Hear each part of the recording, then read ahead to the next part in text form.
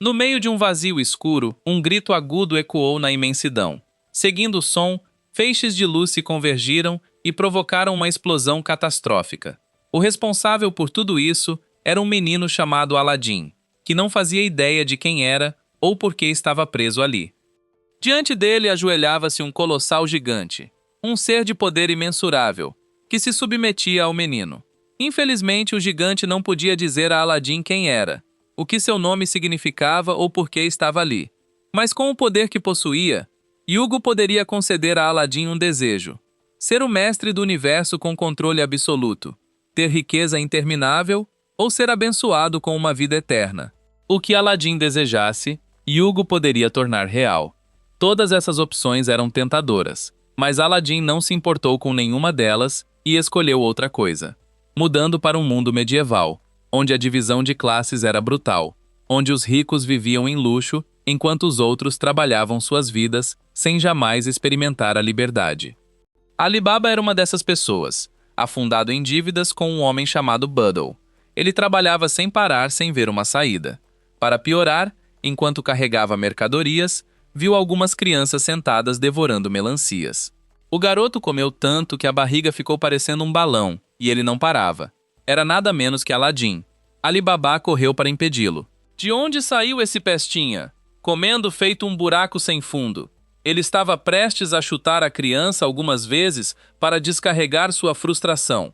Mas Buddle já havia chegado do lado de fora. Alibaba tentou esconder as melancias meio comidas, mas foi em vão. Aladim, completamente alheio à situação, viu o peito volumoso e voluptuoso de seu antigo mestre e mergulhou para tocá-los, elogiando sem parar. Isso deixou Buddle completamente louco. Ele empurrou Aladim para o lado e pisoteou Alibaba no chão com total humilhação. Alibaba não pôde reagir e só pode suportar, amaldiçoando sua má sorte. Naquela noite, Aladim não saiu, mas sim seguiu Alibaba até sua casa e devorou toda a comida de emergência do homem. Que verdadeiro parasita! Alibaba suspirou com exasperação e murmurou que realmente precisava conquistar uma masmorra logo, ou morreria de fome. Os ouvidos de Aladim se aguçaram ao ouvir sobre masmorras. Eram estruturas imensas que tinham aparecido misteriosamente há 14 anos. Diziam que estavam cheias de montanhas de ouro, prata e tesouros. Se conseguisse conquistar até uma masmorra, você se tornaria instantaneamente a pessoa mais rica do mundo. Além disso, rumores diziam que as masmorras também continham artefatos místicos com incríveis poderes mágicos. Se você conseguisse um, sua vida mudaria para sempre. Os olhos de Aladim brilharam ao ouvir isso, mas já era hora de dormir, e Alibaba não disse mais nada antes de desmaiar no local.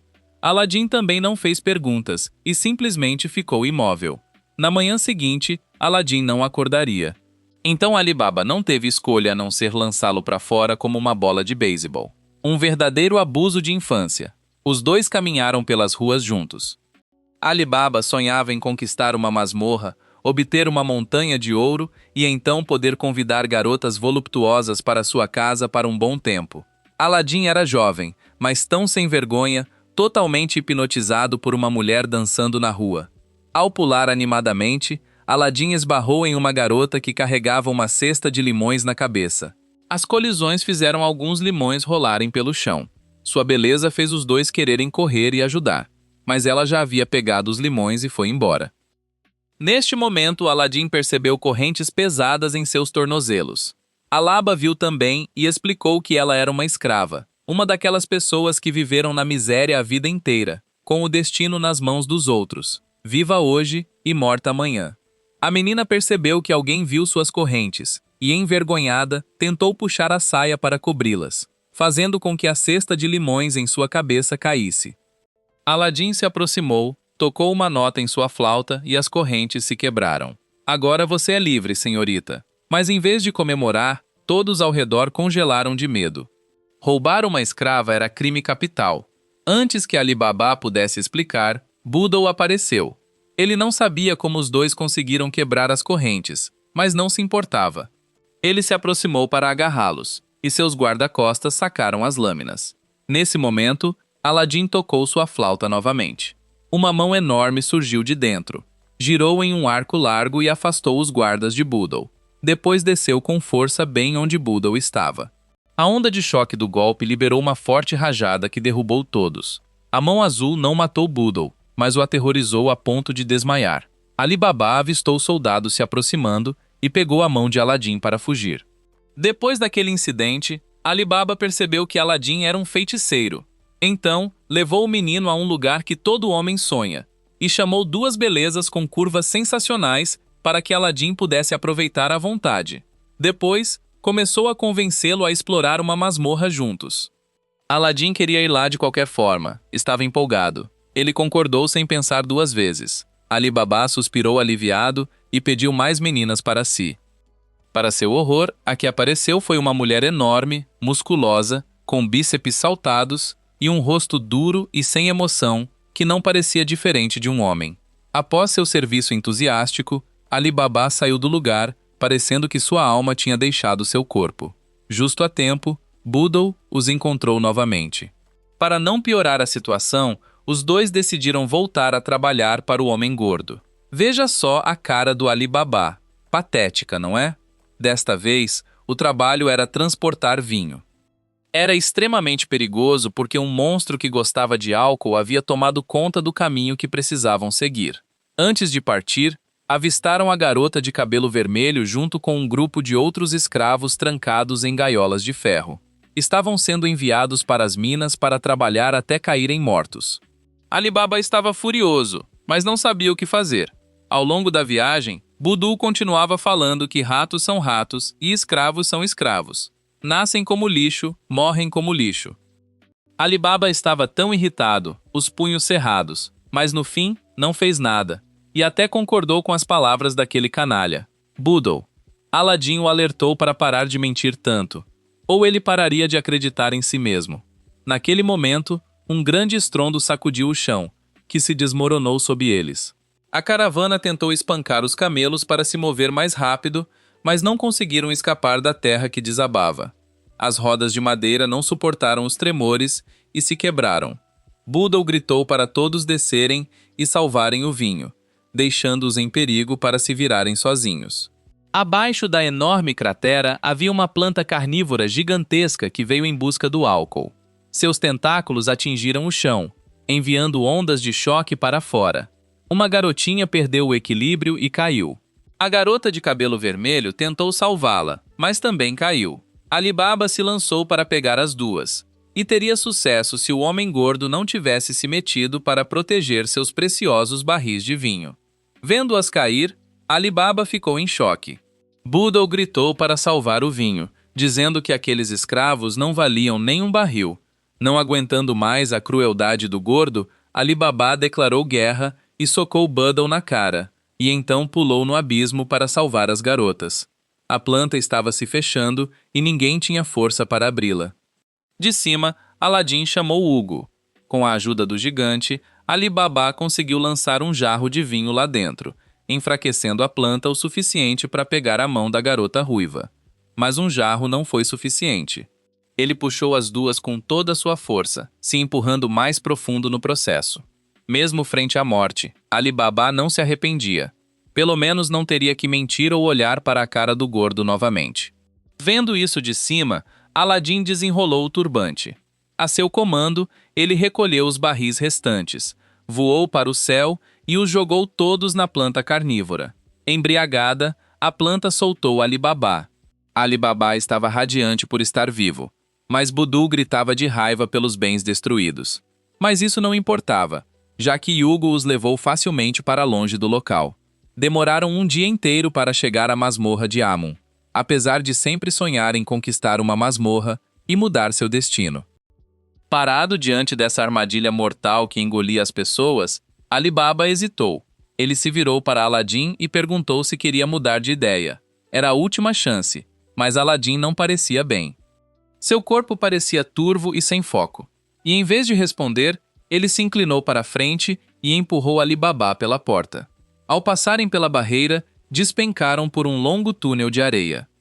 Então se viram diante de um vasto espaço, tão infinito quanto o próprio universo. Diante deles estava uma esfera celestial entrelaçada com inúmeros raios de luz.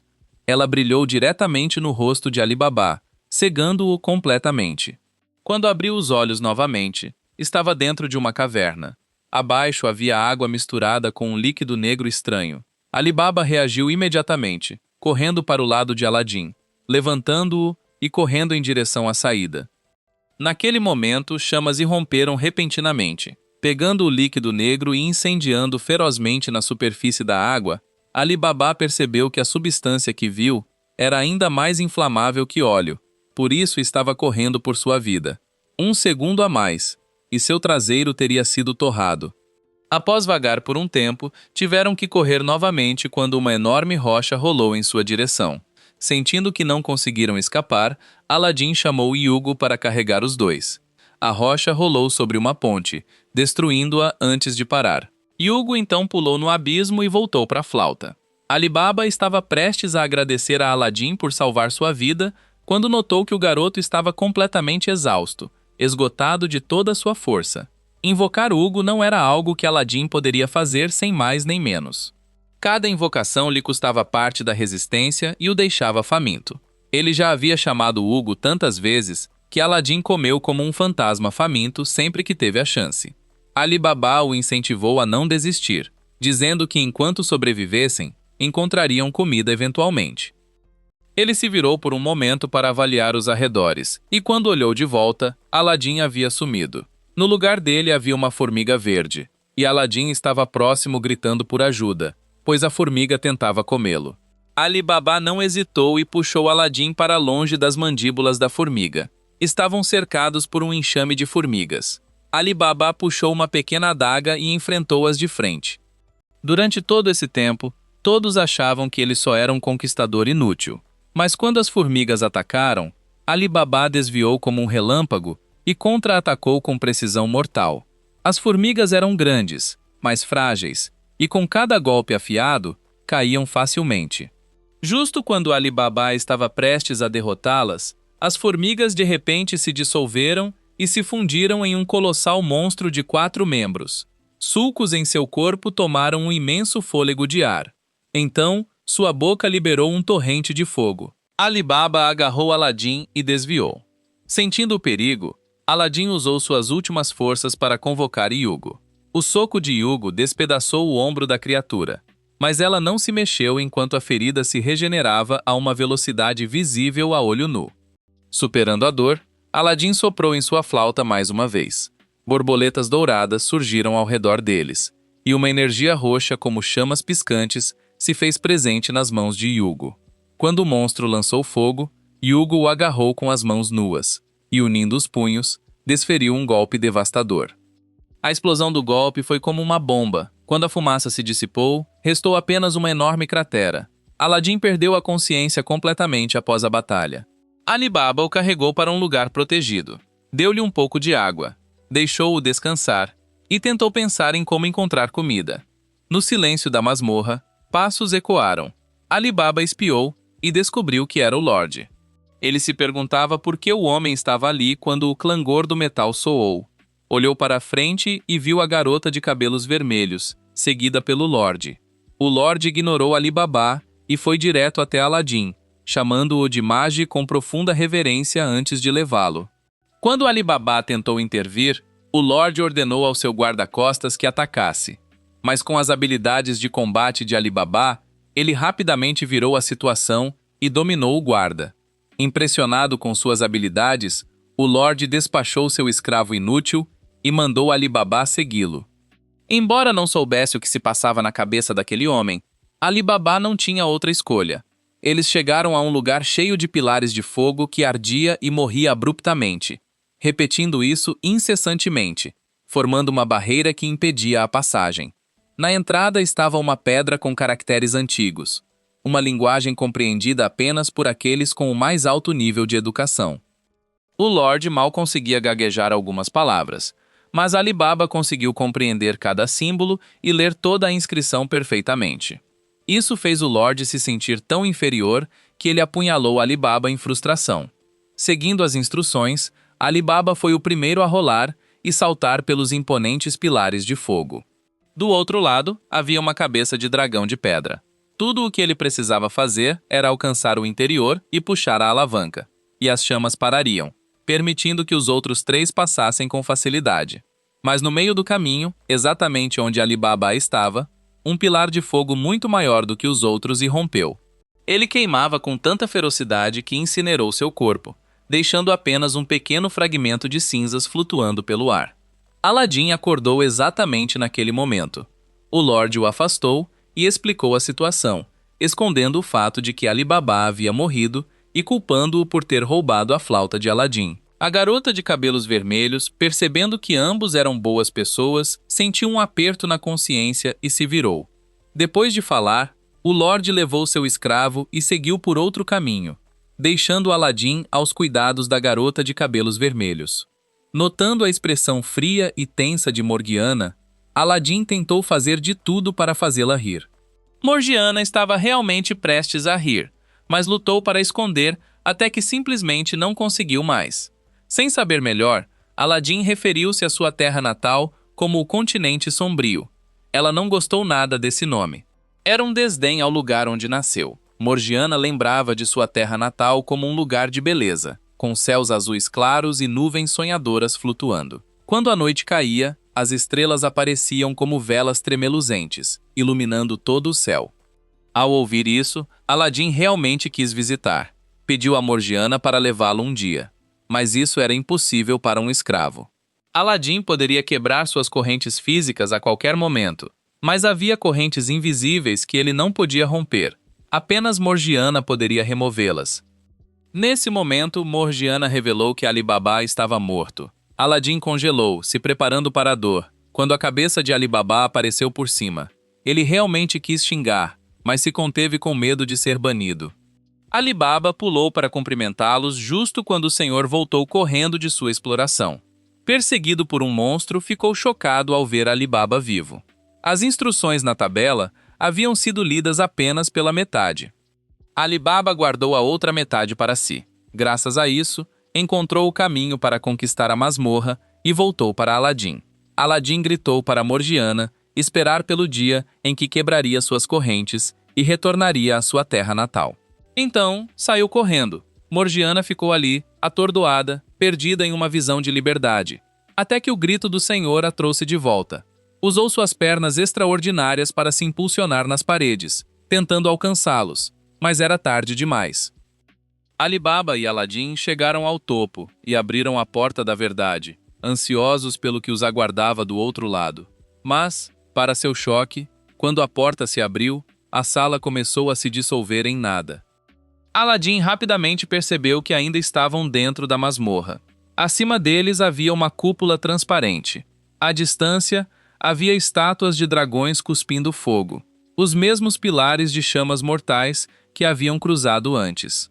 O senhor ainda estava preso ali, fervendo de raiva porque nenhum de seus escravos podia enfrentar o monstro. Mesmo em uma situação tão grave, aquele lixo ainda bateu e chutou Morgiana para desabafar sua frustração.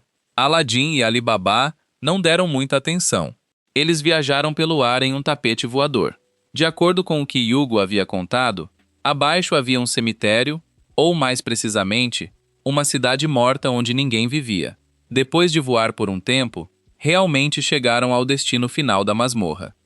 A prova eram as montanhas de ouro, prata, tesouros e armaduras de altíssimo valor empilhadas acima. Antes que pudessem comemorar, o corpo colossal do escravo do senhor despencou de cima com um estrondoso impacto. Seu corpo estava coberto de queimaduras e cortes. Não precisava adivinhar quem fez isso. A expressão de Ali Baba mudou de repente.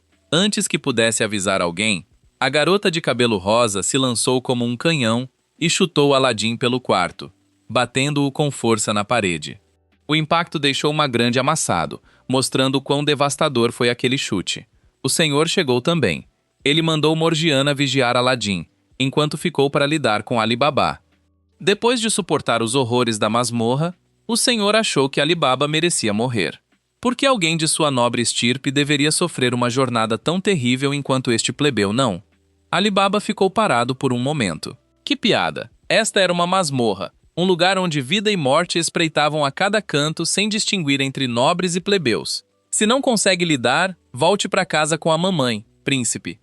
A ofensa deixou o senhor em fúria. avançando para atacar. Mas Ali Baba não se intimidou e sacou sua espada para revidar. O senhor estava confiante em sua habilidade com a espada. Ele tinha sido treinado por um mestre. Como poderia perder para um plebeu? Sua arrogância era como um pregador, mas na luta, ele não conseguia acertar Ali Baba. Para Ali Baba, a habilidade com a espada do senhor era apenas um gato arranhando o ar, cheia de brechas fáceis de explorar.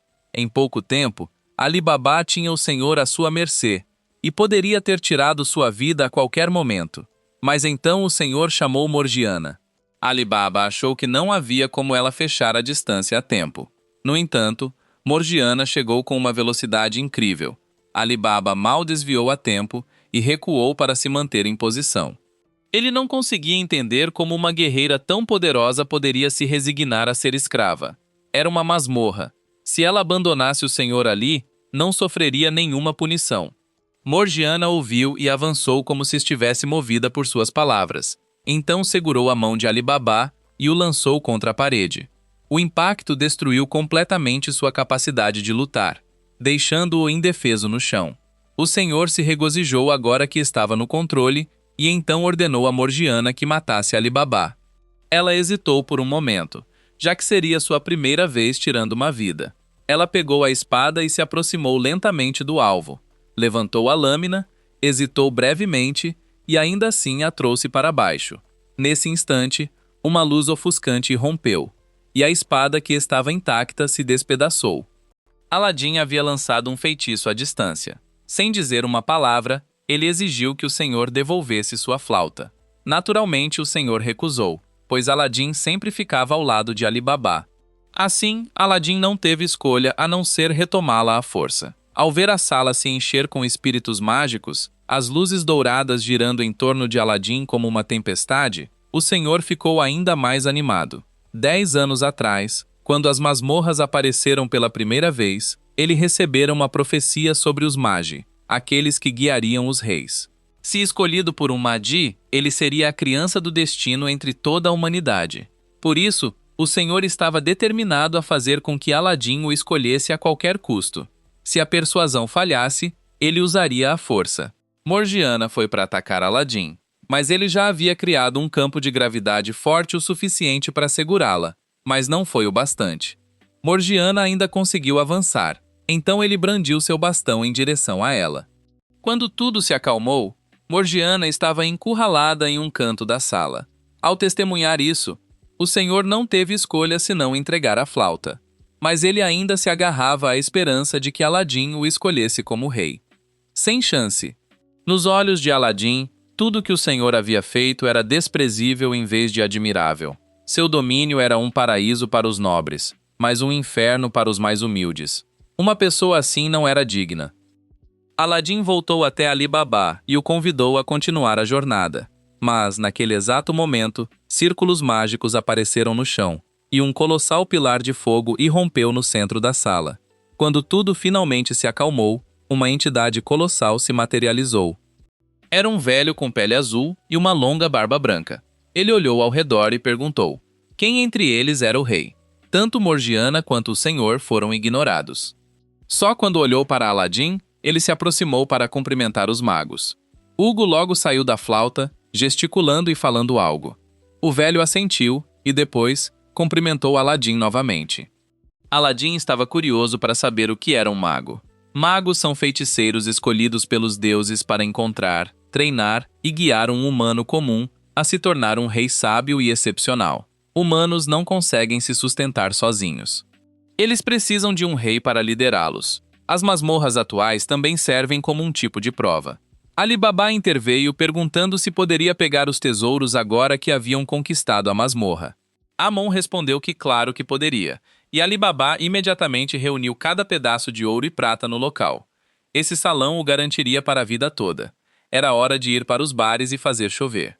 Nesse momento, um enorme círculo mágico apareceu acima. Outro feiticeiro tentava selar a saída.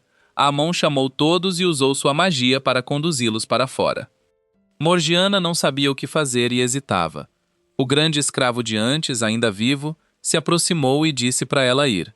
Mas para deixar o senhor para trás, ele seguiu as ordens do senhor e feriu muitas pessoas. Então o Lorde não merecia sair deste lugar também. Ver você voltar para sua terra natal é meu desejo final. Depois de dizer isso, ele cortou as correntes de Mordiana e se afastou. Assim que Amon terminou de lançar o feitiço de teletransporte, ele entrou na bainha da espada de Ali Baba. Durante a saída da masmorra, Ali Baba ainda não conseguia acreditar que realmente havia conquistado. Aladdin não via dessa forma. Uma pessoa que não fica brava quando seus sonhos são pisoteados, mas que faz de tudo quando a vida de outro está em perigo, nunca poderia ser fraca. Aladdin acreditava que Ali Baba se tornaria um grande rei. A jornada deles chegou ao fim aqui. Quando Ali Baba voltou à cidade, ele se sentou no terreno vazio onde a masmorra havia desaparecido após ser conquistada, enquanto Morgiana ficava do lado de fora como prova viva de que estava verdadeiramente livre. Quando Ali Baba ganhou sua fortuna de ouro e prata, ao invés de sair com mulheres como todos esperavam, decidiu usar cada moeda para libertar os escravos. Foi um ato verdadeiramente nobre, e todos foram gratos a ele. Até Morgiana sentiu o mesmo.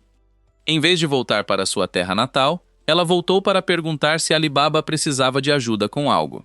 Ele não sabia o que o futuro reservava, mas continuaria sua jornada de exploração e, eventualmente, encontraria Aladdin, desaparecido. Felizmente, quando acordou, se encontrou em uma tenda limpa, com uma gentil mulher idosa cuidando dele. Ela era descendente de uma das tribos nômades mais poderosas da história, e atualmente servia como sua chefe. Seu nome era Shagan. Ela chamou Aladdin de filho do Rook, criaturas como borboletas douradas. Elas eram seres gentis e benevolentes, e o fato de Aladdin estar cercado por elas mostrava que ele era uma pessoa verdadeiramente boa, o que deu a Shagan uma impressão muito favorável. Rook é o lar das almas. Quando qualquer ser vivo morre, sua alma vagueia pelo mundo e, em vez de flutuar sem abrigo, retorna ao Rook e se torna um ser gentil. Enquanto os dois discutiam sobre Rook, alguém chegou do lado de fora para anunciar que os batedores haviam retornado. A situação era essa. O Império Ku estava em uma fase de expansão agressiva. Muitas tribos que se opuseram foram derrotadas, suas terras tomadas e suas tradições apagadas. Mas, apesar de tudo isso, a tribo Kuga se recusou a ceder. Por séculos, lutaram e impediram o avanço do Império. Desta vez, toda a tribo faria o mesmo para proteger a terra de seus ancestrais. O que se seguiu foram os dias que Aladdin passou vivendo e se conectando com a tribo Kuga. Shagan estava sempre ao seu lado, explicando o modo de vida da tribo. Geralmente, à noite, eles comiam, bebiam e cantavam juntos. Cada membro da tribo considerava os outros como família. Essa era a chave para a sobrevivência da tribo Kuga por gerações de altos e baixos imprevisíveis. Na manhã seguinte, os jovens da tribo começaram a carregar espadas nas costas. Era um claro sinal de que a guerra se aproximava. As mulheres observavam preocupadas e oravam para que isso não acontecesse. Caso contrário, essa vida pacífica e alegre talvez nunca mais retornasse. Exatamente naquele momento, Aladdin tentou se exibir montando um cavalo, mas foi lançado para frente. Tudo o que pôde fazer foi gritar sem ajuda. Dog viu e correu para ajudá-lo. Mas uma garota com trajes elegantes chegou primeiro e segurou Aladdin. Ao ver seu rosto, todos na tribo perceberam que ela era uma estranha. Ela se apresentou como Hen, uma princesa do Império Ku, aqui para negociar a rendição deles. O Império há muito abrigava a ambição de unificar o mundo todo e decidiu começar pelas vastas planícies. Hen se apresentou como uma pessoa de boa vontade que não desejava batalhas, mas a rendição estava fora de questão para os Kuga. Enquanto a tensão aumentava, uma garota da tribo trouxe leite para oferecer à princesa. O corpo da guarda arrogante ao lado de Hen empurrou a garota ao chão, chamando aquilo de borrada imunda, imprópria para beber. Você deveria ser grata por termos vindo puxar vocês dessa sujeira que rolam todos os dias. Dog não conseguiu conter sua fúria e sacou sua espada, atacando o homem. Felizmente, alguém o segurou. Se aquele golpe tivesse matado o guarda, teria sido uma declaração de guerra. Percebendo que a situação estava se deteriorando, Rain ordenou que seu grupo se retirasse. Naquela noite, Aladdin procurou a princesa para conversar. Ele não escondeu sua natureza especial. e perguntou a Rain diretamente o que ela pretendia fazer e se planejava começar uma guerra. A princesa respondeu imediatamente que não. A unificação pela paz era sempre mais completa do que pela guerra e brutalidade. Por isso, ela encontraria todas as maneiras possíveis de fazer os Kuga cederem em vez de lutar. Aladdin tinha boas notícias e queria voltar para discuti-las com Shagan. Mas naquela noite, problemas atingiram sua vila. Aqueles bastardos haviam sequestrado todas as meninas jovens e as levaram. A tribo Kuga era renomada por sua destreza em batalha, e suas crianças eram altamente valorizadas. O grupo de Dog recebeu a notícia e partiu atrás deles como o vento. Dos carroções, soldados imperiais dispararam flechas contra os perseguidores. O grupo se dividiu em 2 flancos para cercar os carroções, disparando flechas enquanto mantinham uma distância quase inexistente contra os guerreiros da estepe. Vendo aquele cão imperial, Dog queria abatê-lo na hora, mas ele lembrou das palavras de Shagan. Se até mesmo um deles morresse, haveria guerra. Então segurou a mão. Aladdin acabara de voltar e estava realmente preocupado com a segurança de todos. Shagun não estava, pois tinha plena confiança nos guerreiros de sua tribo. Ela estava muito mais curiosa sobre a identidade de Aladdin. Mas ser também o mestre de um gigante, ele era como os magos das lendas. Em Kugolore, um mago era um jovem que sempre aparecia entre tribos em declínio e proclamava um desafio para conquistar as torres. Aquele que conquista a torre é o rei da humanidade. Naquele momento, o grupo de Dog retornou vitorioso. Acenderam um fogo e se reuniram novamente. Não por medo ou fraqueza diante de seu poder. Cada membro da tribo Kuga carregava a responsabilidade de proteger essa vida pacífica. Parecia que tudo acabaria ali, mas quando estava sozinha, uma flecha cortou a escuridão e tirou a vida de Shagan. Ela ainda respirava, então Aladdin a trouxe rapidamente de volta para o tratamento. Na manhã seguinte, toda a tribo Kuga estava em alvoroço. Eles queriam pegar suas espadas e acabar com aqueles bastardos. Dog tentou falar, lembrando que Shagan sempre se opôs à guerra. Mas as chamas da fúria ofuscaram a razão. Eles pegaram suas armas e partiram como o vento em direção ao acampamento do Império. Do lado do Império, também receberam a notícia de que um de seus soldados tinha sido atacado durante a patrulha, com uma flecha da tribo Kuga encontrada em seu corpo. O ajudante traiçoeiro usou isso para agitar as coisas, pressionando para mobilizar o exército contra os Kuga. Mas a princesa não acreditava no que estava sendo apresentado. Ela queria ir lá pessoalmente e confirmar a situação. O ajudante esperava exatamente por isso. Princesa ou não, sua posição atual era graças à misericórdia do imperador. O trabalho dele era supervisioná-la. Se a princesa insistisse em ir, teria que entregar o comando do exército. Rain concordou e partiu com seus ajudantes de confiança. Embora tivesse algumas dúvidas, a visita de Aladdin na noite anterior deu-lhe forte confiança na tribo Kuga. Assim que entrou no vale, uma flecha atingiu o chão à sua frente. Um grupo de guerreiros já estava esperando. Ren não demonstrou raiva nem medo. Ela desmontou e expressou claramente seu desejo de negociar. Mesmo assim, os guerreiros continuaram céticos. Felizmente, Shagan suportou a dor e gritou para pararem. Um bando de idiotas. Shagan declarou a rendição da tribo Kuga ao Império. Ren também notou a ferida no corpo da velha e entendeu que o conflito havia sido armado por alguém nas sombras. Ela se preocupou com a vida de Shagan. Mas a velha não se importava. Se sua vida pudesse salvar todos atrás dela, valeria a pena. Ela gritou para seu povo largar as armas e se render. Ren imediatamente se comprometeu a garantir paz e segurança para todos na tribo Kuga. De volta ao acampamento, todos se reuniram ao redor da cama de Shagan. Após resolver o maior problema da tribo, ela deu seu último suspiro. Aladdin a viu sentada ali. Ele estava profundamente triste. Mas como tinham compartilhado tão pouco tempo, não chorou. Somente após a morte, Shagan pode ver a verdadeira identidade de Aladdin como mago. Ela falou com ele suavemente. Você não está sozinho.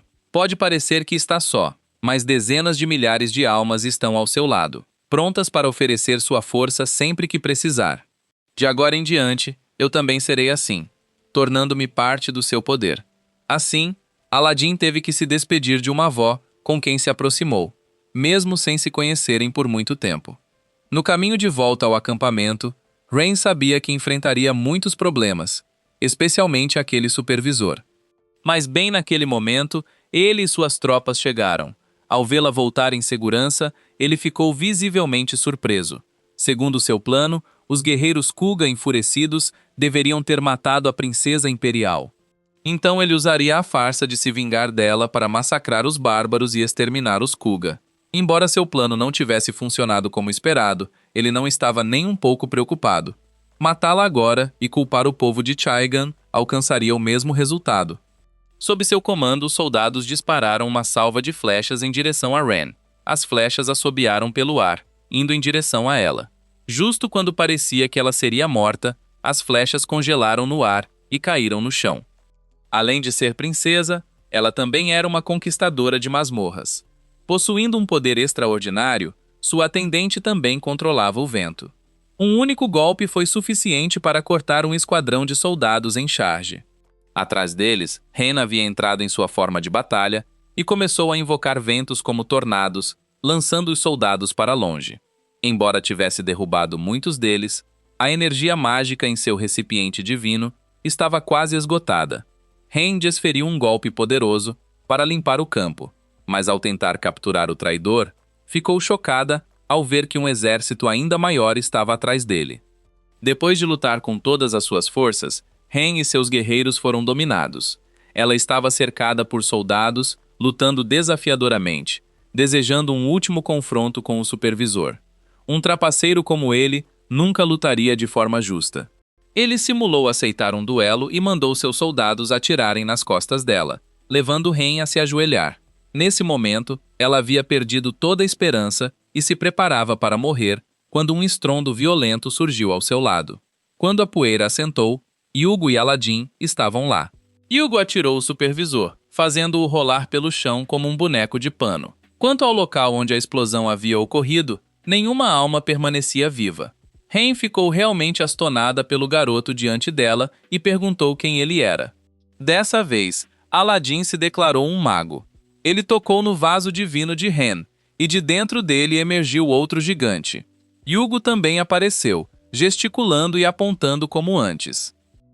O gigante de Ren não comentou sobre a identidade de Aladdin, mas fez uma apresentação mais detalhada de Ren, uma das candidatas que conquistou um calabouço e ganhou o direito de se tornar rei. A conversa foi breve, mas através dela, Aladdin descobriu que havia outros magos além dele. Como prova da amizade e um sinal de que ele sempre seria bem-vindo, eles lhe presentearam com o bastão de Jagan. E assim, levando o calor da tribo consigo, Aladdin partiu para continuar sua jornada de autodescoberta, de volta a Morgiana. Ela estava levando uma vida bastante boa com duas meninas comerciantes. Elas não se importavam com quem ela era, de onde vinha ou como era seu passado. Enquanto Morgiana fosse boa e disposta a trabalhar, elas a aceitariam feliz. Graças a elas, ela tinha um emprego decente e um lugar para comer e dormir à noite. Morgiana realmente não sabia como expressar sua gratidão. Layla disse para ela não se preocupar com isso. Se alguém entendia sobre receber ajuda, era a própria Layla, que havia contado com a bondade dos outros para sobreviver até hoje. Então vamos trabalhar duro juntas e vender o máximo que pudermos. Após concluir as vendas do dia, o grupo de Layla notou vários comerciantes parecendo estar abandonando Kishan. Ao perguntarem, descobriram que uma gangue de bandidos estava explorando a instabilidade em Baldad, saqueando e pilhando por toda parte. Eles não poupavam ninguém, jovem ou idoso. Qualquer um com algo para levar era alvo. Layla estava pensativa sobre o futuro do grupo quando esbarrou em um homem. Ela estava prestes a xingá-lo por não olhar para onde ia, quando ouviu o tilintar de correntes de ferro atrás dele. Ele estava arrastando uma fila de escravos. A cena enojou as três garotas, especialmente Morgiana, que se indignava só de pensar em acorrentar as pernas de um ser humano e vender 100 pessoas por um trocado. Embora não fosse mais escrava, as cicatrizes deixadas pelos anos de correntes ainda eram visíveis em suas pernas. Naquela noite, lembrou-se do Lord Cruel e dos anos sofrendo sob seu tormento. Essa era a verdadeira razão pela qual, mesmo depois de alguém ter quebrado suas correntes, Morgiana ainda lutava para encontrar vontade de aceitar a liberdade. Na manhã seguinte, Morgiana foi até a caravana de comerciantes que passava regularmente por várias regiões.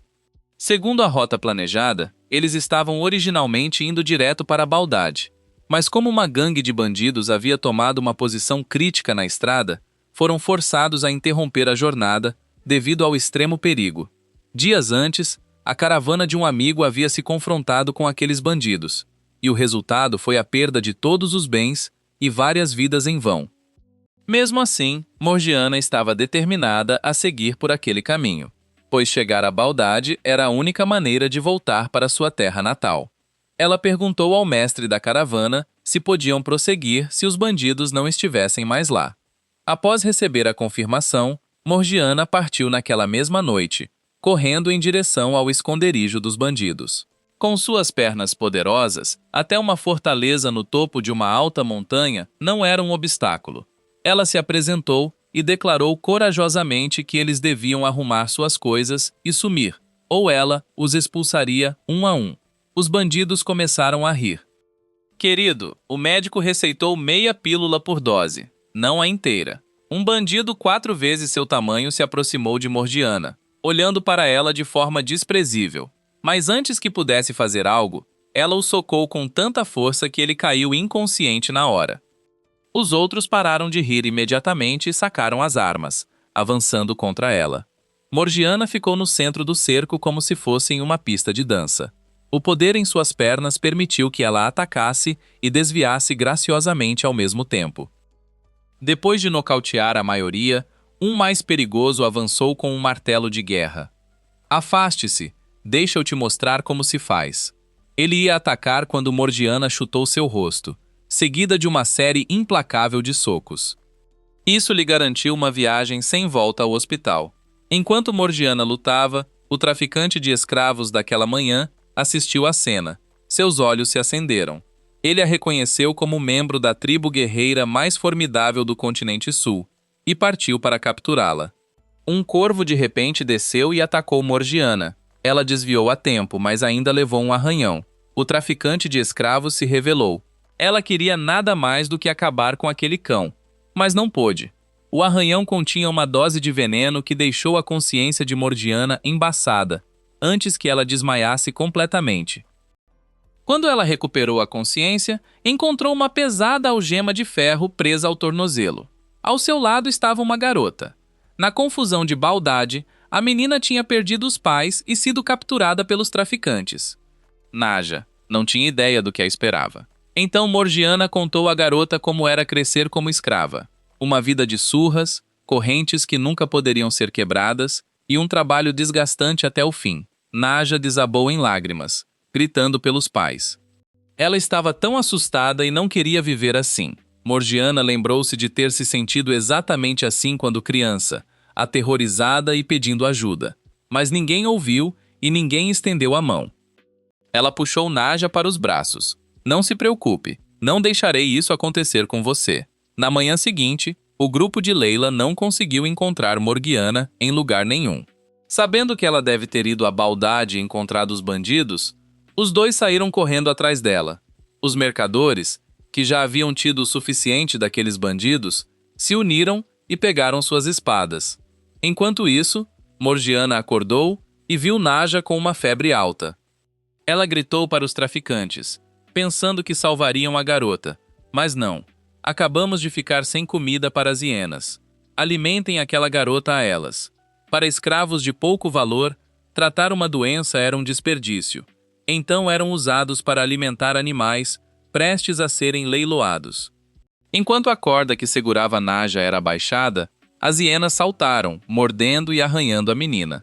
Morgiana pisou com força em suas algemas, tentando quebrá-las, mas não adiantou.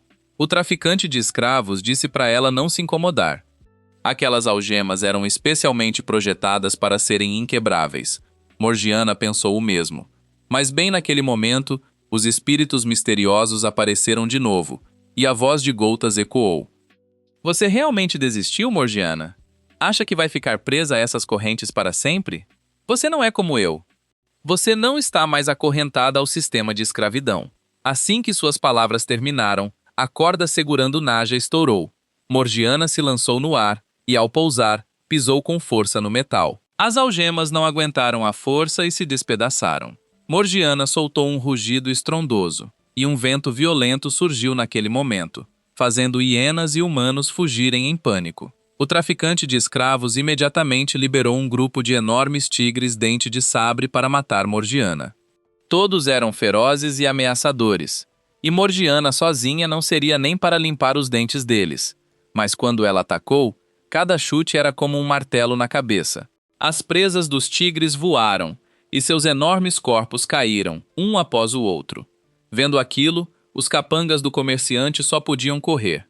Ela pulou na frente dele e exigiu as chaves para libertar os que tinham o mesmo destino que ela. Entre os cativos estavam os pais de Naja e, para surpresa, Aladim também estava lá. Para alguém como ele ser capturado era realmente inacreditável. Nesse momento, os traficantes tentaram recapturar todos. Mas, infelizmente para eles, Aladim já havia pegado sua flauta. Hugo foi chamado e deu um soco em cada um. O grupo de Leila chegou do lado de fora e, em vez de ter medo, ficou radiante, pois já conheciam Aladim e foram ajudados por ele. Após o resgate, todos festejaram juntos, comendo, dançando e cantando. Depois, Aladim e Morgiana se despediram da caravana e seguiram para Baldad, rumo à terra natal de Morgiana, como ele prometeu, Magoi Energy.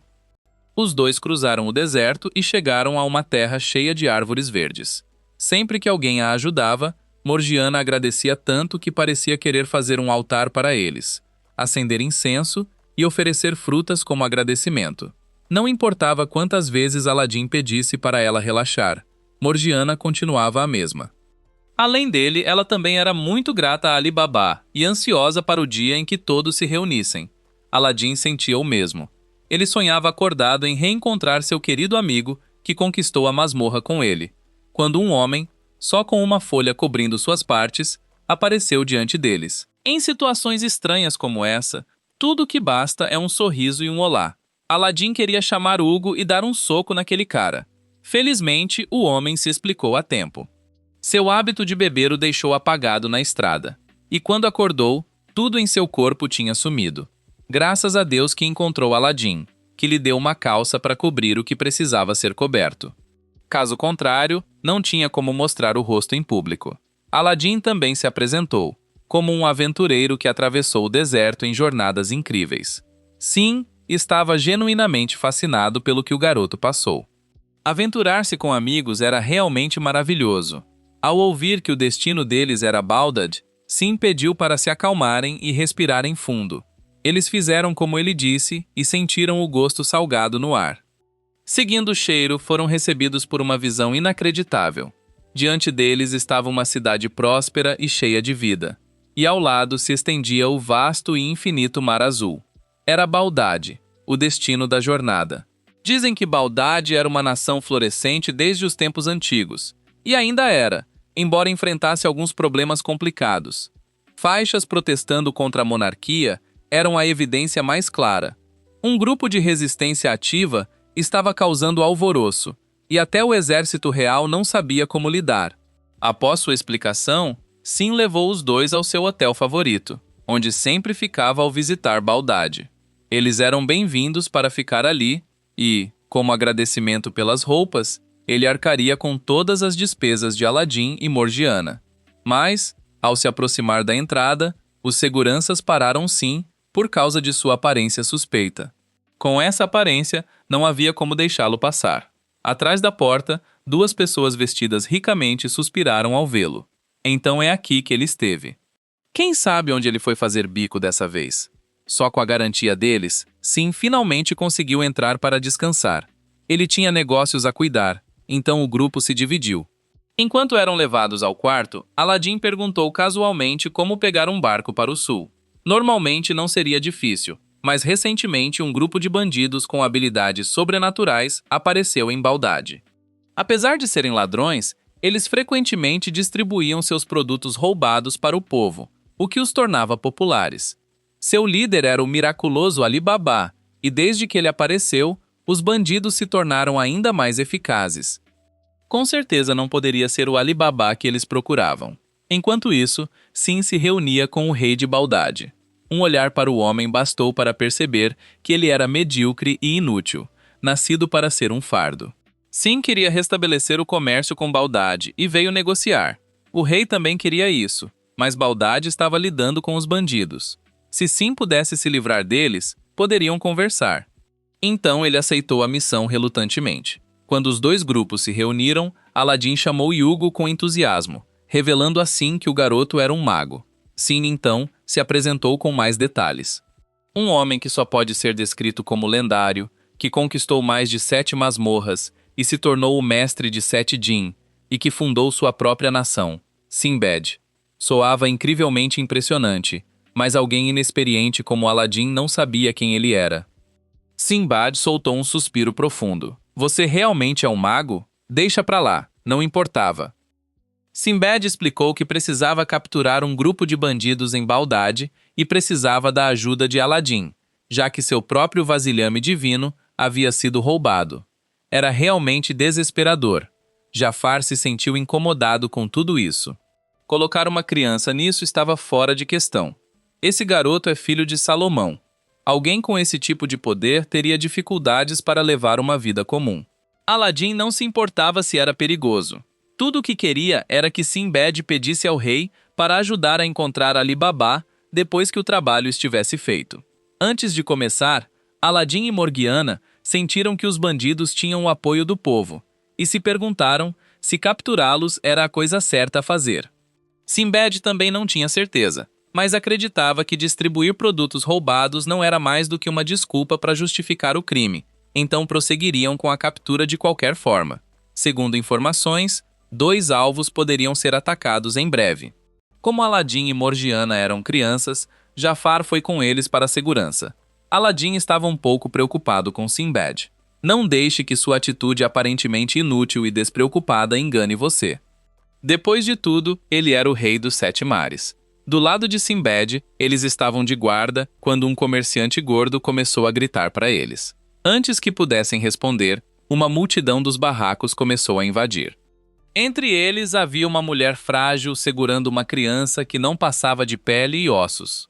Os bracinhos do bebê eram iguais a gravetos secos. Ela inicialmente tentou atacar Sinbad, mas quando avistou um pedaço de frango no chão, correu para pegá-lo e comer. Sindhad a impediu. A riqueza da nobreza vem do povo. Coma o que merece. Com isso, ele se afastou e deixou os moradores saquearem livremente. Não estava quebrando o acordo. Sua missão era capturar os bandidos do nevoeiro, juntando-se ao grupo da Morgiana. De repente, uma fumaça rosa surgiu na neblina. Sentindo o perigo, ela agarrou Aladim e saltou. Abaixo, os guardas que a inalaram entraram em alucinações e começaram a se atacar. Os bandidos emergiram da neblina. O veneno alucinatório foi criado por uma mulher com uma espada especial. Assim que os guardas desmaiaram, outro bandido cortou a porta, e o líquido corrosivo a abriu. Justo quando os bandidos estavam prestes a entrar, cordas desceram e amarraram alguns deles. Aquilo foi obra de Jafar. Ele estava prestes a capturar o restante quando outro bandido atacou. Uma fumaça negra saiu da espada do homem, que avançou e prendeu Jafar. Morgiana atacou com toda a sua força, mas não teve sucesso. Vendo de cima, Aladim não teve escolha a não ser chamar Hugo. Com um gigante bloqueando o caminho, muitos bandidos entraram em pânico e tentaram fugir.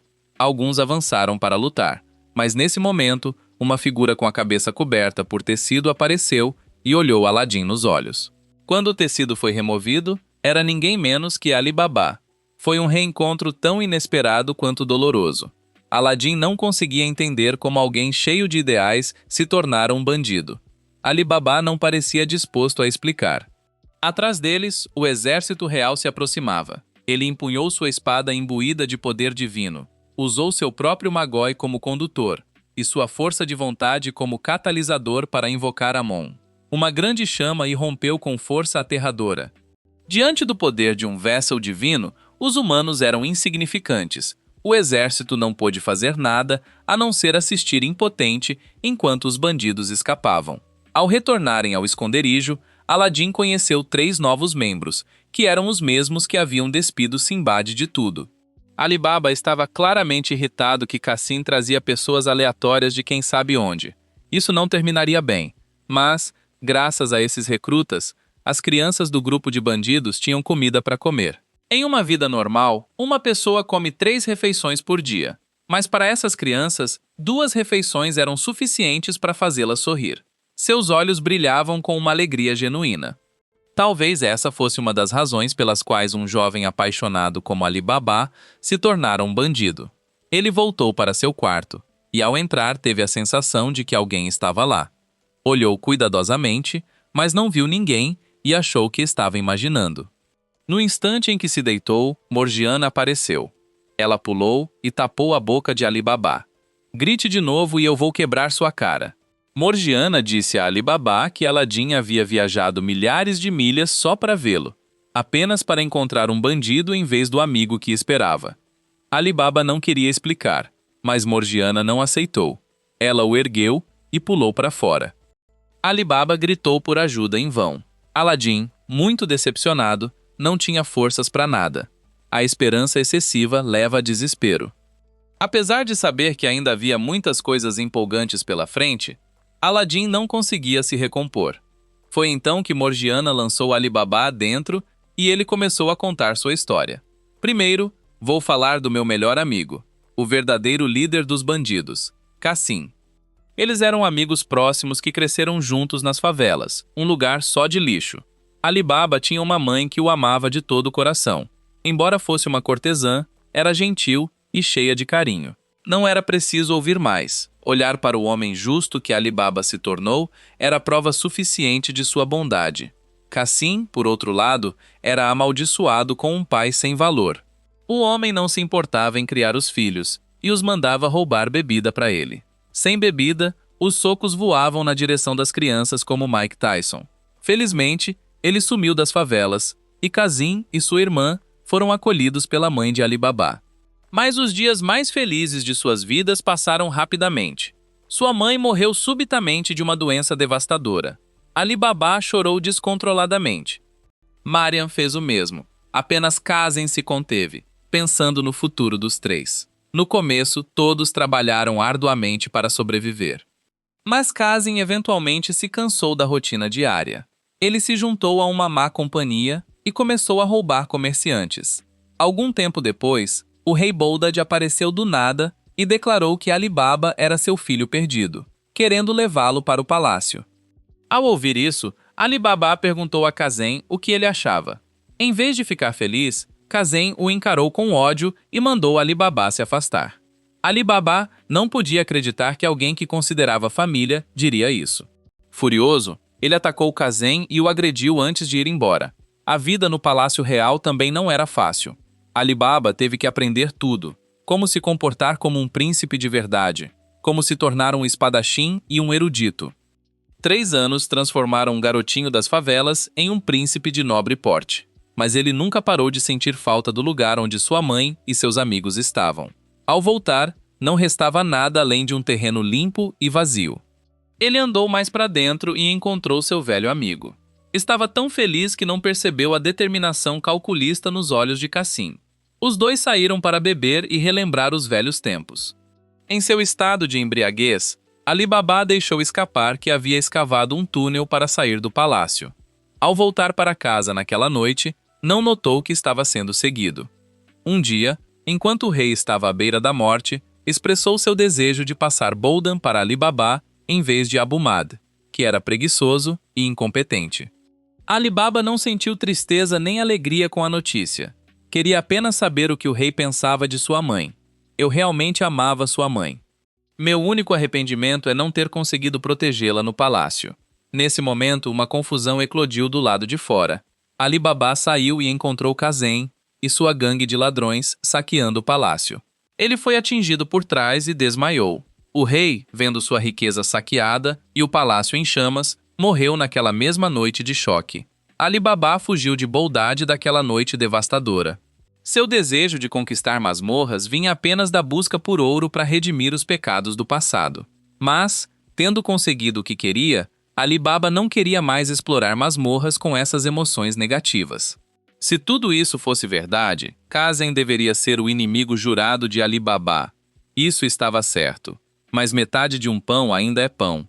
Por outro lado, Metade da verdade nunca é a verdade.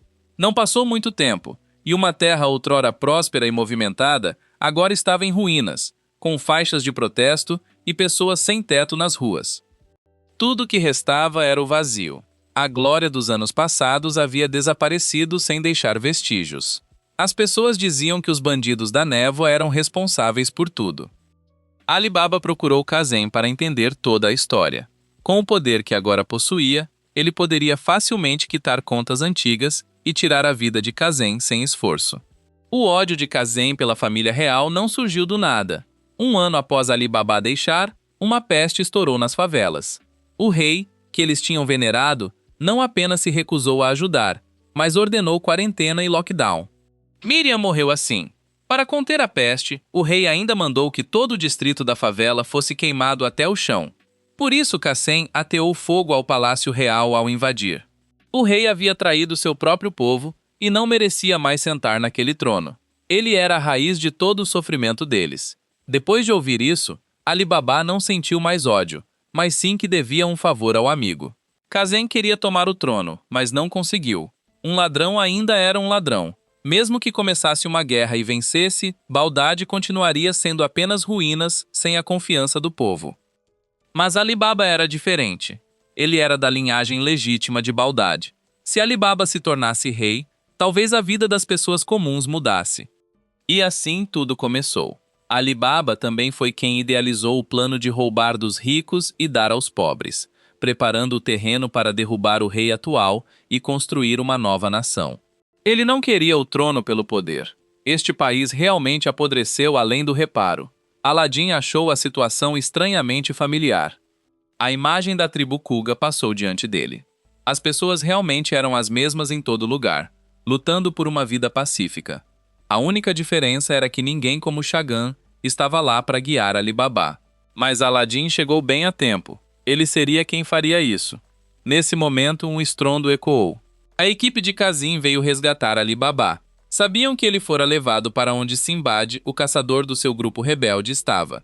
Ali Baba não tinha certeza se Aladim o apoiava. Ele tentou se afastar.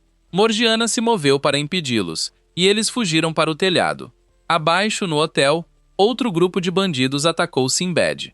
Parecia um grande grupo, mas contra aqueles três, nenhum número seria suficiente. Quando Sinbad subiu para o telhado, Cassim entrou em pânico e usou o poder de sua espada. Mas Sinbad só precisou de uma fração de sua força para se libertar. Mazorer, que o acompanhava, também era membro da tribo Finale. Com um leve movimento, seu corpo disparou como um projétil. Tudo em seu caminho foi destruído. Os bandidos estavam tão agrupados que foram derrubados um após o outro, totalmente indefesos. Cassim não conseguia acreditar no que via. Aqueles eram humanos? No final, Sinbad capturou Cassim e colocou uma lâmina em sua cabeça, usando-o para pressionar Ali Baba. Por que não resolver isso em um duelo entre os dois? Cassim sabia que Ali Baba tinha algo importante a fazer e não poderia ser pego. Ele ordenou que todos fizessem de tudo para ajudar Ali Baba a escapar. Sinbad admitiu que não poderia impedi-lo se Ali Baba realmente quisesse correr, mas Ali Baba recusou. Essa era a base para construir uma nova nação. Se o grupo de bandidos se desmontasse ali, todos os planos iriam por água abaixo. Além disso, esses eram seus companheiros próximos. Ele não poderia abandoná-los. Ele invocou o poder de Amun, chamando uma enorme parede de chamas para criar uma arena e enfrentar Sinbad em combate. A esgrima de Ali Baba tinha os inconfundíveis traços do estilo real de Bagdade, rápido e mortal. Mas contra Sinbad, tudo que Ali Baba fazia parecia amador. Ele não conseguia acertar um golpe sequer, mas quando Sinbad contra-atacou, um único soco foi o suficiente para derrubar Ali Baba. Porém, em vez de acabar com tudo, Sinbad expressou a intenção de se juntar aos bandidos. Ele achou muito mais significativo ajudar pessoas que lutavam por uma vida melhor do que servir a um rei tolo. A luta anterior foi apenas um teste para ver se Ali Baba merecia a ajuda do rei dos Sete Mares. Além disso, Sinbad encontrou algo profundamente inquietante. Desde que as masmorras apareceram, a guerra e a divisão de classes se tornaram cada vez mais severas. Se ninguém agisse rapidamente para impedir, tudo sairia do controle e o mundo mergulharia no verdadeiro caos. O grupo de Cassim Não podia acreditar que Sinbad realmente quisesse se juntar, mas não podiam recusar. Na manhã seguinte, a Troop Fog fez um anúncio público, chamando os cidadãos ao palácio para uma declaração importante. Sinbad levou Ali Baba para se encontrar com o rei e apresentar a questão de que a vida das pessoas não estava sendo protegida, razão pela qual a Troop Fog havia sido formada. Se Abu Mahdi pudesse garantir que o povo não se preocupasse mais com comida e abrigo, a Troop Fog se desfaria. Em resposta ao apelo sincero de Ali Baba, houve apenas desprezo total. Um moleque tirado do lixo não é meu irmão. Você não tem o direito de falar aqui sem Sinbad ao seu lado.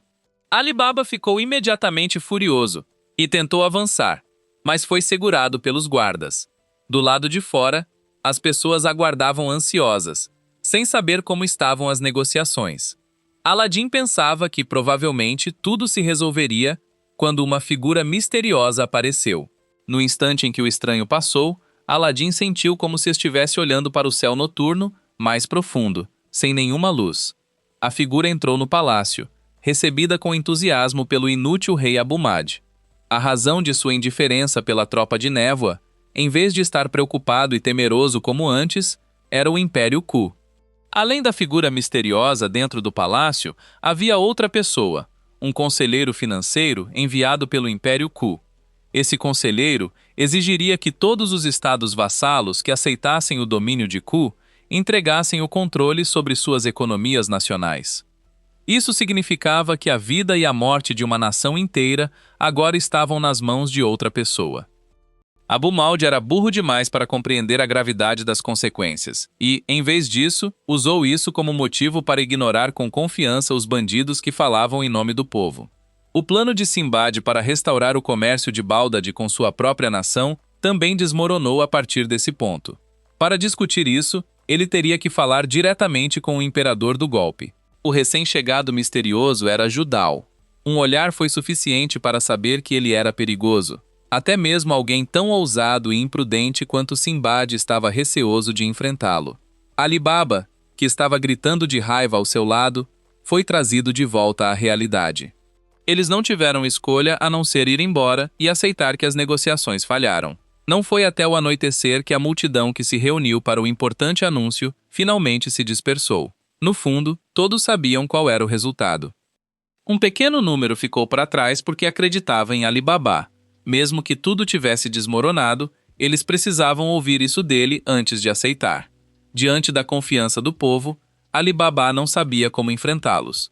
Ele havia falhado completamente, não realizando nada naquela manhã. Aladim não via dessa forma. Pelo menos, Ali Baba teve coragem de se levantar e falar pelo povo. O fato de eles estarem reunidos aqui era prova de sua confiança, e a chama da resistência queimava silenciosamente dentro deles. Sinbad sentiu o mesmo. Ele puxou Ali Baba e anunciou formalmente que todas as propostas da negociação haviam sido rejeitadas. Nós falamos, mas o outro lado não ouviu uma única palavra. Mas isso não significa que vamos desistir. Quando as palavras falham, a ação surge. Escolhemos a negociação pacífica, mas o outro lado se recusou. Então peguem suas espadas e lutem. A luta para se libertar da desigualdade e da pobreza já foi mais do que suficiente. E é justo. Se Abu Mahdi enviar seus mais fortes, Sinbad lidará com eles. Se Baldad negar ao povo seus direitos como cidadãos, Sinbad os acolherá. Naquele momento, Judal apareceu novamente. Sua presença sozinha tornava o ar pesado de tensão. Esse homem não defendia a justiça ou os oprimidos. Tudo o que queria era criar batalhas devastadoras. O Império Ku comandava centenas de milhares de soldados poderosos, mais do que o suficiente para provocar um conflito que poderia abalar o mundo. E por isso Judal o servia. Judal estava expressando seu desejo de se juntar a Sinbad na criação de tal batalha, quando de repente se virou e fixou Aladim com um olhar estranho. Desde o momento em que chegaram, tanto Aladim quanto Judal sentiram a presença um do outro. As rochas ao redor deles contrastavam de forma estranha e sinistra. Quando Judal soube que Aladim também era um olho de mago, seu choque foi imenso. Ele sempre achou que era único. E agora havia outro, e ainda por cima uma criança. Judal fez um gesto como se fosse cumprimentar Aladim, mas em vez disso, o cutucou bem no olho. Então ele se virou para examinar o candidato a rei que Aladim havia encontrado. E quando percebeu que era Ali Baba, começou a rir. Um conquistador de masmorras sendo empurrado por um rei medíocre? Que desperdício inútil! Aladim retrucou na hora. Quem se atreve a fazer o que ninguém mais faz, nunca pode ser inútil. Ferido pela resposta, o desejo de Judal por uma luta se acendeu, então provou com força. Sinbad tentou intervir, mas não conseguiu. Sem seu vaso divino, ele ainda era fraco em comparação a um mago. Mesmo alguém tão poderoso quanto Massorer não podia tocar um fio de cabelo na cabeça de Judal. Judal reuniu rochas em um círculo e disparou uma barragem de feixes de luz em todas as direções. Aladim também usou rochas para formar uma barreira, bloqueou os feixes e os lançou de volta. Quando sua energia colidiu com o escudo de Judal, as duas forças se anularam e desapareceram. Judal pensou por um momento. Parecia que converter rochas em Magoi tornava essa batalha inútil. Então ele mudou para magia. Magia era uma energia totalmente diferente de Magoi, também derivada de Rook. Através dela, os feiticeiros podiam lançar uma ampla variedade de feitiços. No momento em que Judel terminou de explicar, um raio disparou em direção a Aladim, destruindo a barreira formada por Magoi. Judal achou que seu ataque havia acabado com Aladim, mas quando a poeira assentou, o garoto estava ileso. Atrás dele, Hugo havia entrado na luta. Ver isso apenas deixou Judal mais animado. Ele continuou lançando, convocando névoa de Baldad e convertendo-a em água. Depois, da água para gelo, Judal subiu ao céu, dividiu o enorme bloco de gelo em incontáveis fragmentos e os lançou contra todos. Diante de um ataque de tal escala divina de um mago, até Sinbad se sentiu impotente.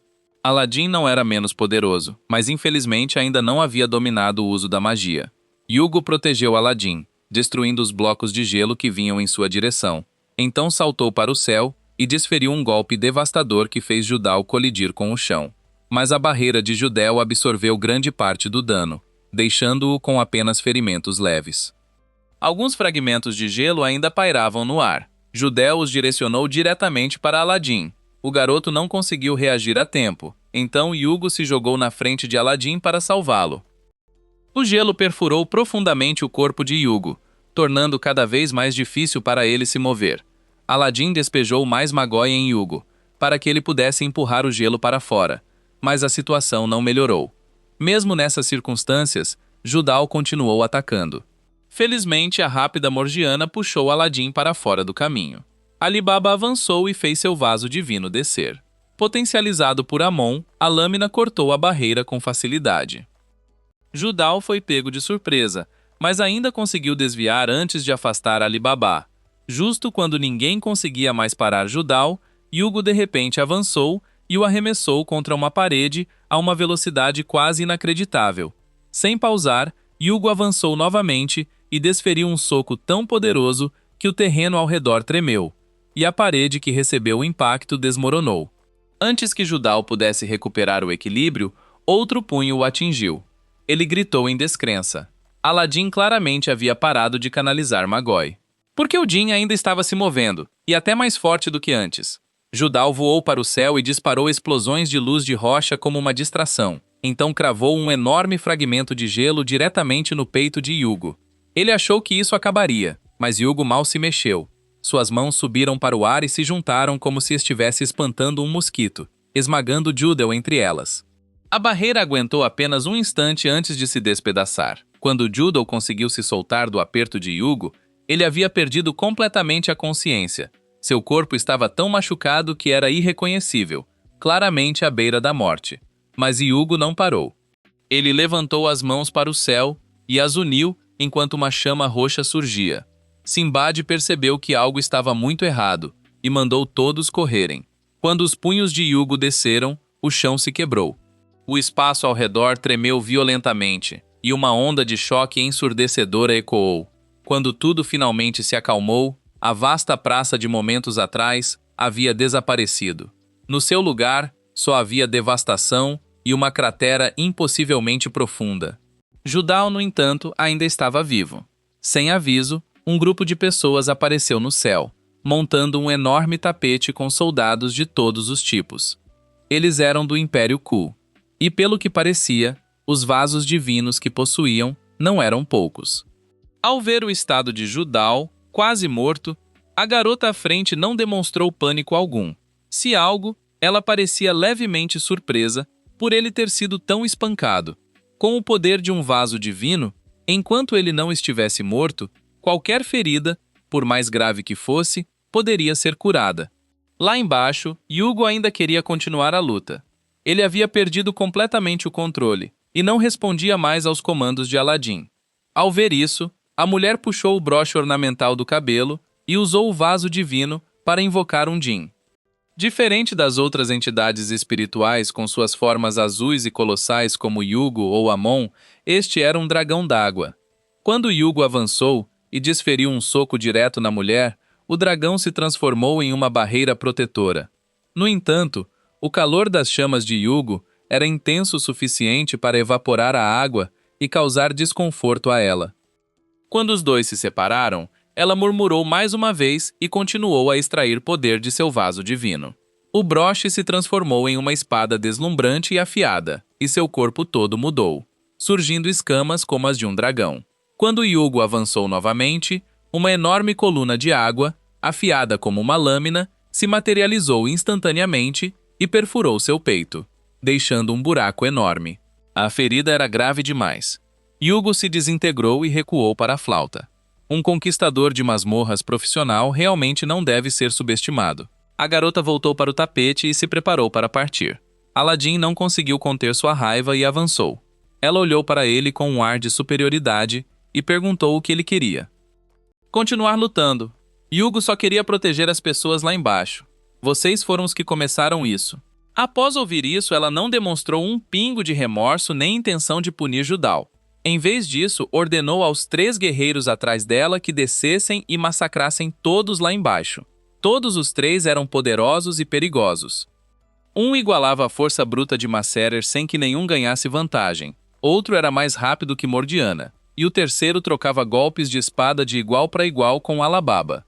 Ao ver isso, Sinbad imediatamente reconheceu com quem estavam lidando. Quando ela estava prestes a atacar Aladdin, Andy levantou a mão para detê-la. Se não estou enganado, você é uma princesa do Império Ku. Ela ficou inicialmente irritada por ser bloqueada, mas ao ouvir o nome Sinbad e ver seu rosto bonito e másculo, ela ficou confusa e concordou em recuar. No último momento ela se virou, apontou e insistiu que estava recuando porque queria, não porque ele mandou. O cheiro de reencarnação obcecada por garotos era inconfundível. Embora o grupo de Sinbad e Alibaba tivessem intervenido, muitos civis ficaram presos no fogo cruzado. Eles estavam ocupados cuidando dos feridos. Alibaba fazia o mesmo, verificando se seus meninos lá embaixo tinham se machucado, quando Morgiana entrou no momento mais constrangedor possível. Graças a Deus, ele conseguiu explicar antes que ela pensasse errado.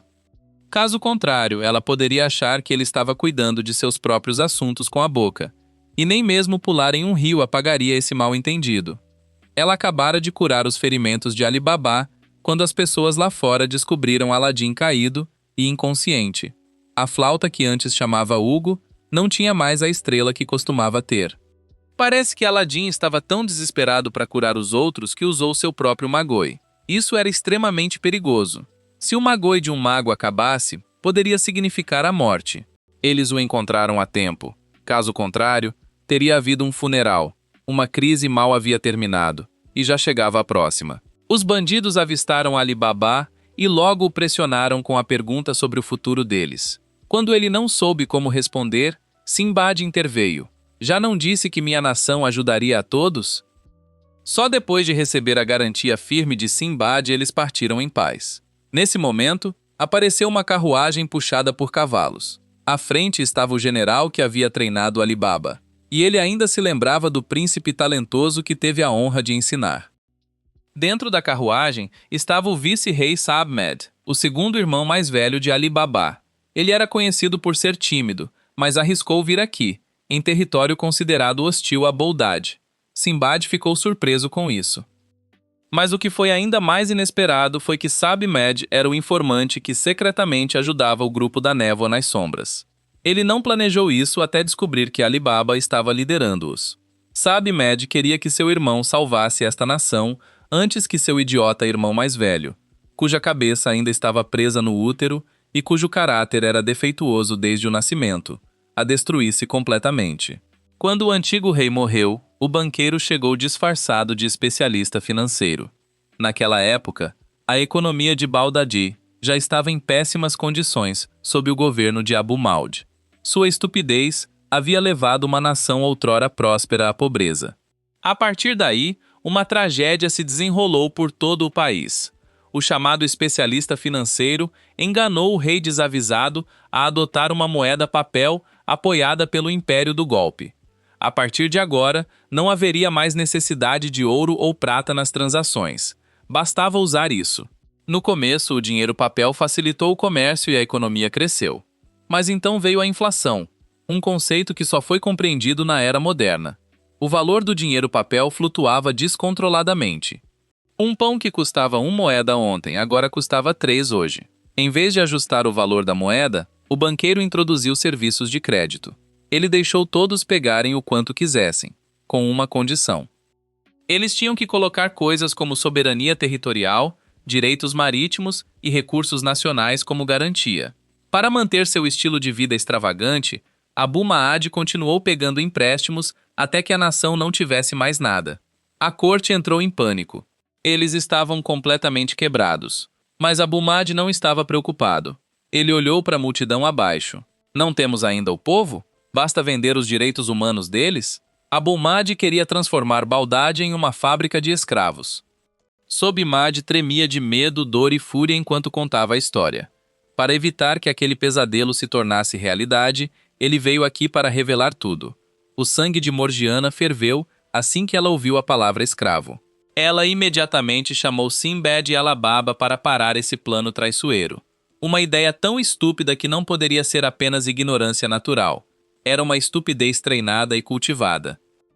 Mahd estava tão sincero que praticamente implorou a Alibaba para parar Abu Mahd a qualquer custo. Restavam apenas 5 dias. Assim que Abu Mahd se casasse com a princesa, o contrato de escravidão seria assinado. O general ao seu lado o puxou para trás. Precisavam sair o quanto antes de serem descobertos, pois isso poderia custar sua vida. Alibaba caiu em silêncio. A pessoa em quem mais confiava agora, Aladim, estava em coma. Sem poder oferecer orientação, Alibaba não sabia se conseguiria fazer isso. Olhou para Sinbad, o homem que realmente admirava. Sinbad parecia capaz de lidar com qualquer coisa com facilidade. Esse era o tipo de líder que as pessoas precisavam. Alguém tão fraco quanto eu não consegue fazer nada. Como Alibaba temia, Sinbad estava um pouco decepcionado com ele. Este país estava além de ser salvo por meios comuns. A única coisa a fazer era encontrar alguém que realmente se importasse e quisesse reconstruí-lo. Abu Mahd certamente não era essa pessoa. Alibaba era um pouco frágil e faltava-lhe confiança. Sinbad não conseguia entender por que Aladim o escolhera. Assim que essas palavras saíram de sua boca, um rugido ecoou do lado de fora. Era Morgiana, vindo para relatar a situação e ouvindo o que ele acabara de dizer. Morgiana discordou fortemente. Embora Alibaba faltasse confiança, ele era capaz de coisas extraordinárias. Libertar os escravos em Kishan era algo que ninguém mais ousou fazer. Apenas Alibaba fez isso. O mesmo se aplicava agora. Morgiana acreditava que Alibaba salvaria esta terra das correntes da escravidão. Sinbad admitiu que pode ter julgado precipitadamente e chamou todos para planejar. Como rei dos 7 mares, Sinbad tinha muitos aliados prontos para ajudar em várias situações. Mas assim que souberam que o Império Ku estava envolvido, nenhum deles quis participar. Observando o desenvolvimento de Ku, a velocidade era impressionante. Ao investigar a origem desse crescimento, Sinbad descobriu que era totalmente impulsionado por Judal. Como mage, Judal convocou o máximo de masmorras possível e enviou os príncipes e princesas do Império para conquistá-las, obtendo vasos divinos e poder aterrorizante. Depois disso, ele dispensou todos, exceto Alibaba, para discutir a situação atual em particular. Sinbad revelou que era amigo próximo do pai de Alibaba. Por causa desse vínculo, estava disposto a usar toda a sua força e habilidade para treinar Ali Baba no uso de seu vaso divino e elevá-lo a rei. Mas antes que Sinbad pudesse terminar, Ali Baba o interrompeu. Alguém como eu nunca poderia fazer algo assim. É impossível. Já considerou que cada pessoa nasce com uma responsabilidade a cumprir? Se tivesse visto a esperança nos olhos de Sobimad e nas pessoas que se reuniram diante do palácio, já o viam como a única solução. Ele não tinha escolha a não ser se tornar um rei. Ali Baba estava pensativo após ouvir tudo isso.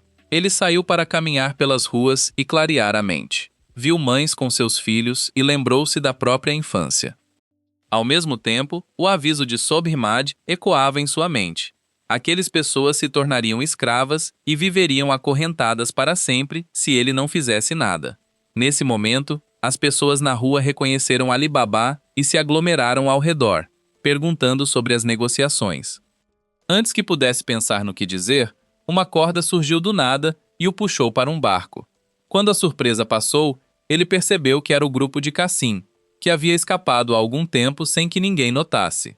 Cassim trouxe Ali Baba aqui para anunciar um plano de guerra total. Ao lado de Cassim estava um traficante de armas. Foi esse homem quem contou a Cassim sobre o contrato de escravidão. O povo de Baldad havia suportado até seu limite. Se eles soubessem que estavam prestes a ser vendidos e recebessem armas, o que aconteceria? O traficante de armas garantiu um fornecimento completo de armas, incluindo metralhadoras Gatling, para devolver alguns direitos humanos ao rei que tanto carecia deles. Ali Baba ficou atônito. Se as coisas se desenrolassem como Kazem queria, quantas pessoas morreriam? O sacrifício por uma nova nação era inevitável. Onde há luta, pessoas cairão. Mas desse sacrifício, o futuro se abre. Ali Baba não via dessa forma. Para ele, a guerra era sem sentido quando Baldad estava atada ao império do golpe. Seria uma guerra que esgotaria a nação. Ali Baba estava certo, mas ele foi forçado a escolher. Ou ele lutava, ou o povo lutava. Ele não entendeu isso até que Kazem o socou no rosto e disse que ele não era mais necessário. Um homem com sangue real, mas sem a ambição ou determinação para corresponder. Kazem não tinha uso para alguém assim. Naquela tarde, Sinbad olhou para o céu distante com preocupação. Assim como seus aliados declararam, eles não interviriam em nada envolvendo o império do golpe. Mas nesse momento, Ali Baba se aproximou e pediu para ser ensinado a usar seu vaso divino em combate. Sinbad ficou curioso com a mudança repentina de coração. Ali Baba não queria revelar a verdade, sabendo que Sinbad bateria em Cassim até ele ficar em pedaços se descobrisse. De qualquer forma, Sinbad ficou satisfeito que Ali Baba finalmente decidiu usar seu poder e lutar. Normalmente, humanos não conseguem invocar a forma sagrada de um vaso divino como os magos. Isso requer um controle extremamente refinado de Magoi, além da capacidade humana. Mas humanos podem alcançar o armamento divino, o que significa que entram em um estado de equipamento sagrado, como aquela garota demonstrou na noite anterior. Nesse estado, um humano se torna extraordinariamente poderoso. Mas para Ali Baba, isso ainda estava longe. Controlar Magoi para armar um vaso divino também não era fácil. Envolver o vaso em Magoi e transformá-lo em equipamento sagrado pode parecer simples, mas era um processo inteiro por si só. Fiel às palavras de Sinbad, mesmo com um especialista como ele como guia, Ali Baba não conseguiu dominar isso da noite para o dia. Não importava o quanto Ali Baba tentasse usar Magoi e despertar as chamas de Ayman até ficar completamente exausto, a forma de armamento sagrado nunca aparecia. No entanto, Sinbad não o criticou.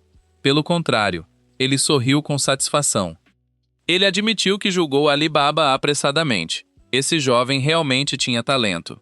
Ao mesmo tempo, Sinbad recebeu informações sobre figuras suspeitas.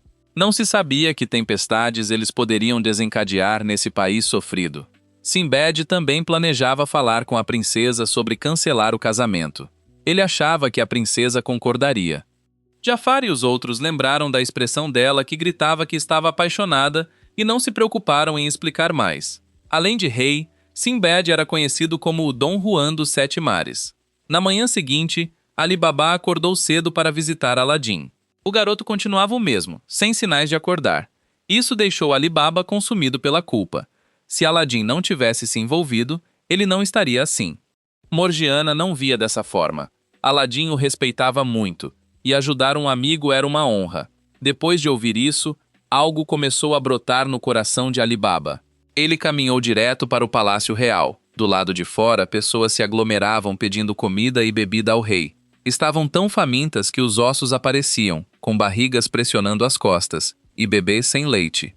Mas o rei não sabia de nada disso. Ele acordou, se aliviou e passou o dia com mulheres, como sempre.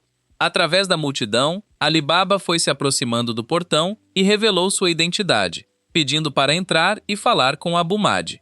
Os soldados se recusaram, claro. Todos sabiam que o rei desprezava seu terceiro irmão. No entanto, quando as pessoas reconheceram Ali Baba, em vez de pedir comida, começaram a atirar pedras nos guardas, forçando-os a atender ao pedido. Sob tamanha pressão, os dois guardas não tiveram escolha a não ser abrir os portões e deixá-lo passar. Dentro do palácio, provavelmente estava a princesa do Império do Golpe. Ela estava miserável por ter que se casar com alguém que não conhecia além do nome. Lembrando do rosto bonito e másculo de Sinbad, ela realmente desejava experimentar o amor, mas isso era quase impossível. A posição geográfica de Bagdade era estratégica, um portal para o mundo que o golpe precisava para unificar todas as nações. Sob ordens do imperador, até uma princesa não passava de uma peça a ser sacrificada. Com a chegada da princesa, Abu Maad também recebeu presentes de casamento inimagináveis, entre eles, os 3 monstros que lutaram antes. Ele estava admirando alegremente os corpos mutilados de seus próprios soldados quando uma comoção chegou até ele do lado de fora. Abu Madi saiu para a varanda e viu um grupo de soldados cercando Ali Baba abaixo. Assim que o avistou, Abu Madi reagiu como um cão raivoso, olhos arregalados e dentes cerrados. Ele ordenou ao banqueiro que matasse Ali Baba a qualquer custo. Um dos 3 monstros se adiantou voluntariamente. Ele era originalmente um homem comum, mas ao puxar o pano que cobria seu rosto, seu corpo se transformou em um colossal elefante de 3 troncos. Comparado à besta, Ali Baba não era maior que uma mosca em seu rosto. Essa era a tecnologia de transformação biológica que o Império Ku adquiriu ao conquistar masmorras. Ali Baba não demonstrou medo diante da forma imponente do monstro. Em vez disso, ele tomou a iniciativa e lançou uma lâmina de fogo diretamente contra seu inimigo. O ataque parecia impressionante e poderoso, mas só conseguiu empurrar o monstro para trás. Quando a besta contra-atacou, Ali Baba conseguiu alguns golpes semelhantes, no máximo anulando os ataques. Ele não conseguia causar dano real. Ali Baba sabia que, desse jeito, seria ele a morrer. Tentou canalizar Magoi em sua espada e transformá-la em uma arma sagrada, mas falhou. Apenas um grande pilar de fogo surgiu, envolvendo-o em um efeito visual espetacular, mas sem mudar seu poder de combate. O monstro atacava sem parar com seus troncos. Ali Baba havia gasto muita energia mental, tentando controlar seu Magoi, e só conseguia desviar por um tempo, antes de levar um golpe direto que fez sangue escorrer de sua boca. Pior ainda, quando foi derrubado e viu o monstro levantando o pé para esmagá-lo, Ali Baba só pôde ficar ali, desesperado. Em seus últimos momentos, pensou em sua mãe, seu pai e em todos que contavam com ele para salvar a nação. Junto com essas memórias, vieram as duras palavras de desapontamento quando Ali Baba mostrara fraqueza. A última coisa que viu foi Aladim, o garoto que sempre acreditou que Ali Baba era uma pessoa verdadeiramente corajosa. Nesse instante, Ali Baba voltou a si, desviou do golpe e cravou sua lâmina na perna do monstro. A ferida parecia causar dor real. A besta ficou furiosa e se transformou novamente, desta vez em uma forma ainda maior e mais feroz. Quanto a Ali Baba, em vez de seguir o conselho de Sinbad de concentrar as chamas na espada, decidiu deixá-las explodir com força suficiente para incinerar tudo. Então avançou e desferiu um único golpe. Para a surpresa de todos, o corpo do monstro, enorme como uma pequena montanha, foi cortado ao meio. Em algum momento, a curta adaga de Ali Baba se transformou em uma espada negra e afiada. Quando o elefante caiu, um bando de macacos desceu para sobrecarregar Ali Baba. Ele podia cortá-los ao meio com um único golpe, mas os macacos não morriam.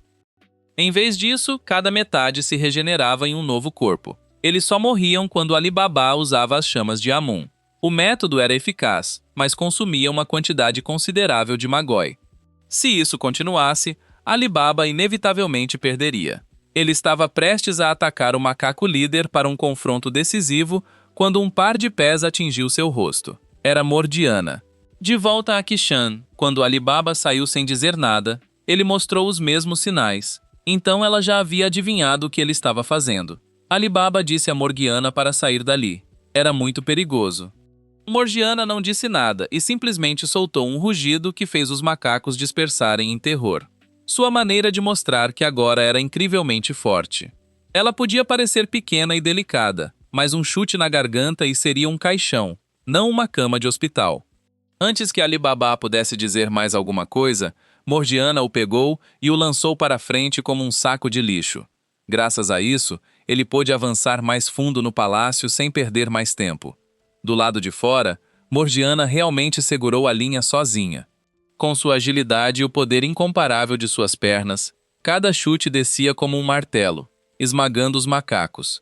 Mas a habilidade de replicação deles era forte demais. Não importava quanto tempo ela lutasse, nenhum deles permanecia morto. Ela se lembrou da técnica que Masserer usou para chegar a Kassan e tentou fazer o mesmo. Embora com menos efeito, ela mudou de tática para alcançar o macaco líder. No começo, ele achou que Morgiana estava tentando fugir.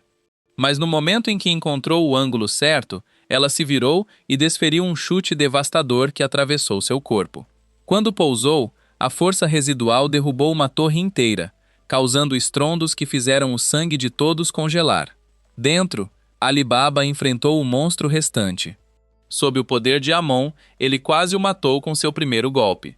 Transbordando de confiança, ele avançou novamente, apenas para descobrir que sua espada havia voltado ao normal. Seu Magoi estava esgotado. Mas em vez de entrar em pânico, Ali Baba lançou uma garrafa de óleo e arrastou sua espada no chão de pedra, criando faíscas que acenderam as chamas. Amon absorveu o fogo e restaurou Magoi suficiente para Ali Baba acabar com seu oponente. Era uma forma de recuperar Magoi temporariamente no meio da batalha. Mas o custo para o corpo foi significativo. Quando Ali Baba chegou à Câmara do Conselho Real, estava completamente sem Magoi. Abu Maud ordenou que seus soldados o prendessem. Ali Baba não tinha intenção de lutar. Queria convencê-los a deixá-lo negociar com Abu Maud, mas sob a pressão do rei, os soldados não tiveram escolha a não ser a... Nesse momento, Saab Mad ordenou ao general que interviesse. Abu Maud lançou um olhar furioso para seu irmão tímido, que nunca ousou dizer uma palavra. Você se atreve a dar um golpe? Saab Mad não respondeu.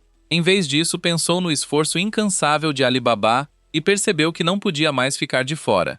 Ele agarrou o cetro real de Abu Mad.